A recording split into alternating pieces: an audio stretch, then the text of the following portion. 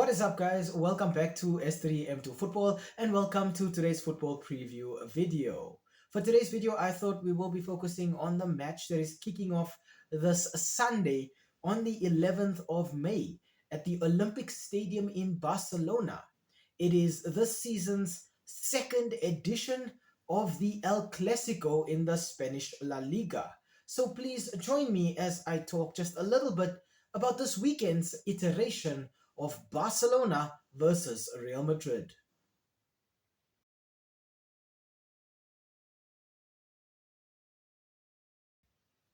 We start off today's video with the home side here being Barcelona. The last five fixtures for La Blaugrana have ended in 3 wins, 1 draw, and then one loss. Barca's last match was a very disappointing 4-3 loss away at Inter Milan in their Champions League semi-final clash earlier this week. And in their last five fixtures, Hansi Flick's team have scored 12 goals and they have conceded 10 goals. Speaking of Hansi Flick, he wants his team to play possession. At Barcelona, it's all about controlling the ball, finding and exploiting weaknesses in the opposition setup. And then when it comes to defending, it's all just about that offside trap that they use to conserve energy and then build up from those free kicks within their own half. The first player I have to talk about for Barcelona has got to be Polish centre forward Robert Lewandowski. In 49 appearances, Lewandowski has 40 goals and 3 assists. He is a goal poacher at Barcelona, and a lot of the time we will be seeing Lewandowski just looking to hit the back of the net using his lethal finishing ability and his movement both on and off the ball. Out wide for the Blaugrana, I want to talk about Spanish right winger Lamine Yamal. In 51 appearances, the teenage superstar has 15 goals and 24 assists. And Lamine Yamal operates as an inverted winger on that right wing for Barcelona. We will probably see him taking players on quite a few times in this match, using his dribbling ability and his creativity to create chances for himself and his teammates from that right wing position. Centrally for Barcelona, in the heart of the midfield, I want to talk about Spanish central midfielder Pedri. In 55 appearances, Pedri Potter has 6 goals and 7 assists. And I think we will see him operating as the playmaker for Barcelona in the midfield this weekend, just making use of his passes and his movement on and off the ball to just slice the opposition defenses and just find those holes in their setup.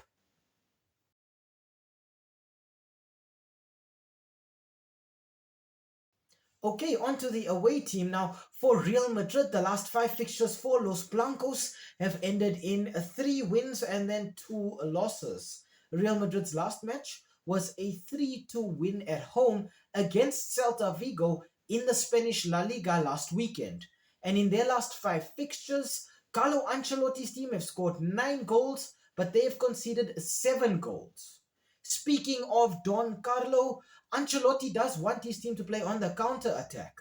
Real Madrid do like to sit deep, defend in numbers, and then when they get the ball, it's all about swarming forward on the attack, especially along the wings, and then catching the opposition off guard. Up front, the first player I have to talk about for Real Madrid has got to be French centre-forward Kylian Mbappe. In 51 appearances, he has scored 35 goals and contributed 4 assists. And Mbappe is the goal poacher for Real Madrid.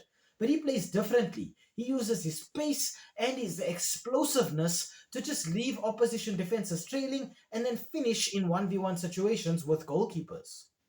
Centrally in midfield for Real Madrid, I have to talk about Uruguayan central midfielder Federico Valverde. In 54 appearances, the Uruguayan midfielder has 9 goals and 8 assists, and he is a typical box-to-box midfielder for Los Blancos. Valverde uses his stamina and his endurance and sort of just couples that with his phenomenal work rate to just be able to constantly run for his teammates and support his team from everywhere on the pitch. Keeping things solid in midfield for Real Madrid, I want to talk about French defensive midfielder Aurélien Tchouameni. In 48 appearances, Tchouameni has 2 goals and 1 assist, and he is the destroyer in midfield for Real Madrid. Tchouameni will be using his aggression and his physicality to just win the ball in those central areas and then cycle it through to his team's attackers to get the counter-attack going.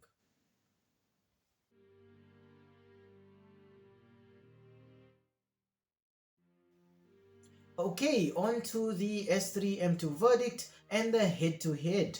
Now, the last 5 editions of El Clasico have ended in 3 wins for Barcelona and then 2 wins for Real Madrid. So it does look like Barcelona are slightly favored by history in this one. In terms of goal output in those last 5 matches, Barcelona have scored 15 goals, while Real Madrid have scored 11 goals. So while this does show that both teams know how to score, it does show that Barcelona have been slightly better in the goal scoring department.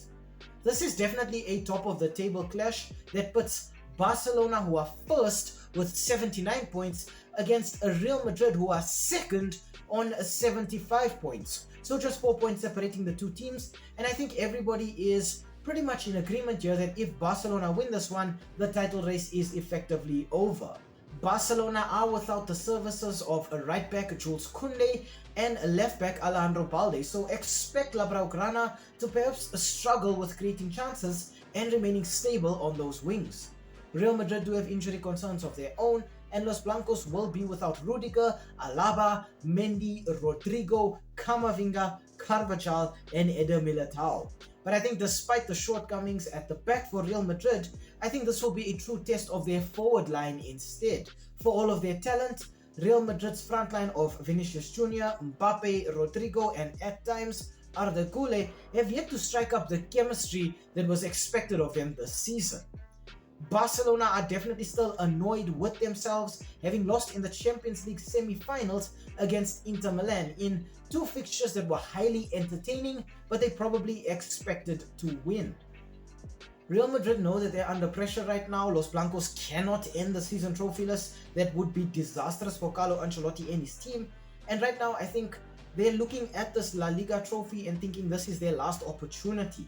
Yes, Real Madrid are still very much in the FIFA Club World Cup, but I don't think they would rate this as highly as the Spanish La Liga.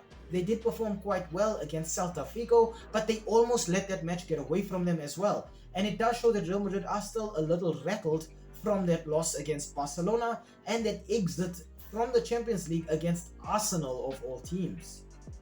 I think knowing that both of these teams also know how to score means that as the neutrals, we are in for an absolute footballing treat. They've played some very attractive football with very high scorelines, and between the two of them, there's a lot of animosity and tension between these two sides. But against one another, it's just been constant fireworks. I think for Barcelona as well, their encounter against Inter Milan showed that this team is very fragile at the back, but they do know how to come at you, get in your face, and get goals by hook or by crook. For Real Madrid, they've proven that yes, they can concede goals, but they can also remain very defensively solid despite all of these defensive absentees. I think it will also be a conflict of football ideologies. Obviously, Hansi Flick wanting to play possession and then Ancelotti wanting to play counter. So it'll be a scrap in midfield for the ball as soon as it crosses the halfway line. But if Barcelona in possession, you can then expect to see them slow the game down. But if it's Real Madrid who have the ball, you can expect to see it become even more frantic, even more exciting, and Real Madrid will not stop when it comes to going forward until they get a shot or an end product at the end of their build-up. I think we can also look at this match as a clash of how these two teams approach the game, not just in terms of on-the-field performance. This can also be seen as the products of the La Masia Youth Academy going up against the next iteration of Los Galacticos, with Barcelona's youngsters coming up and showing us vibrant, exciting football, and then Real Madrid just lining up their team with serial World Cup and Champions League winners. So it is definitely a conflict and a match that we'll see a lot of fireworks in.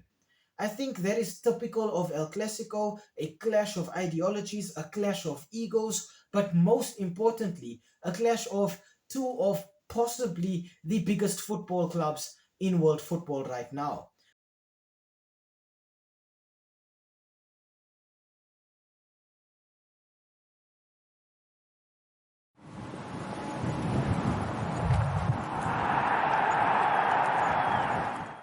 Hi, thank you for making it to the end of this video. We really appreciate the watch time and the fact that you took some time out of your day to spend it with us talking about the sport that we all love. If you enjoyed the content, why not, drop a like down below or comment in the comment section. maybe even consider subscribing to the channel. And I mean, while you are here right now, have a look at some of our old videos too. They should be appearing on the screen right now, along with that subscribe button. So you know exactly what to do. Um, Thank you so much. It really helps with the YouTube algorithm. And have a great day out there. And we hope to see you again very, very soon. Thanks. Stay safe.